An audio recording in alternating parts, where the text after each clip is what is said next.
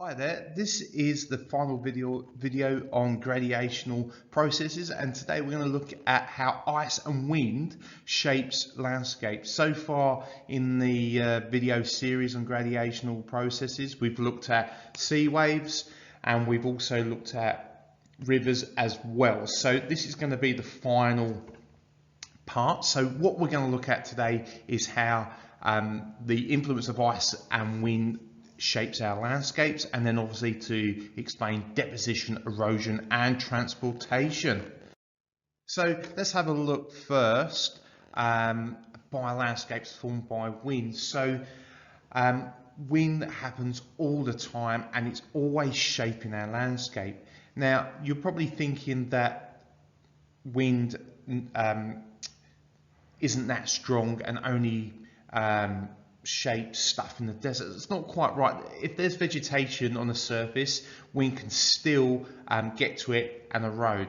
What you've got here is a picture of what's called sandblasting, where we can see how wind has been at its strongest at its base. And I'm just going to get the highlighter here, and you can see that the wind has eroded this part of the rock a lot more here. This is where traditionally the wind has been strong, and then the rest of the rock is sticking out because it hasn't received that amount of wind. So as a result, we get wind erosion. Now, wind doesn't just operate on its own. What happened, because it will be in contact with the surface has obviously got bits of dust and stones, it will pick it up and then erode it away. It's called sandblasting. So the wind's just chucking bits of material at the base of this rock and then eroding it. So that's how the wind can affect landscapes. Okay, now we're not going to have a huge amount of time to go into this, but landscapes formed by ice are huge. We could spend a whole year non-stop talking about glaciers and ice. So glaciers, what we're looking at in this picture, we're not looking at these mountains, we're more looking at this part here. This is what a glacier is, and it's just a huge chunk of ice.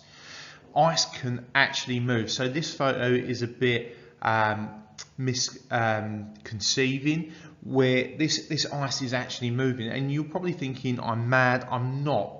Ice moves in two waves. In the summer it shrinks, obviously it melts because it's warmer.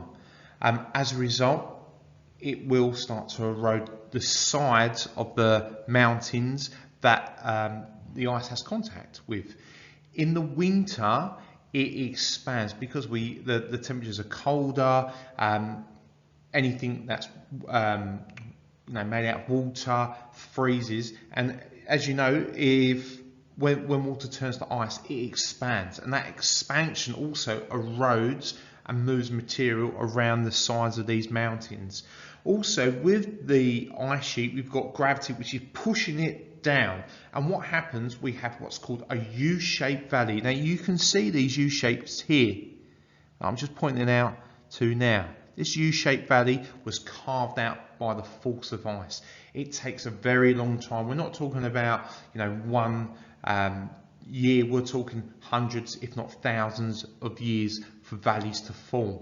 Now what happens is that during the shrinking and the expanding, material can be eroded from the sides. It can be also transported from the top of the glacier down the valley through deposition, and then transportations where that rock that's been broken up moves down to. So we've got our erosion on the sides of the mountains, which is covered in ice, and then through summer and winter where it expands or shrinks, it will break up that material, it will transport it in the ice and then drop it on the sides. And what we have like hanging valleys, which are these parts here of the valley, and then we have moraines which are at the bottom of the valley, and these are bits of material that pile up over, as again, a long amount of time.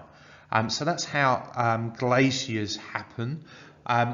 unfortunately, we don't have much glacial evidence in Australia anymore. So last time Australia was covered in some sort of ice was many millions of years ago, and as a result of Australia being exposed on its own, there's been a lot more wind and erosion caused by rivers, rain, that type of thing, and as a result we don't really see that much of glacial formations in Australia. We do in Tasmania. Obviously it's the southern point, it's southern tip of Australia.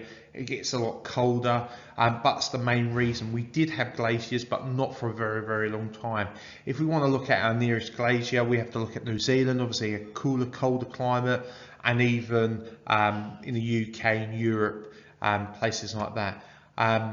Last ice age was roughly 10 to 15,000 years ago, when a lot of the world was covered in ice, a lot more than it was today, and as a result sea levels were lower because all the water was in the ice.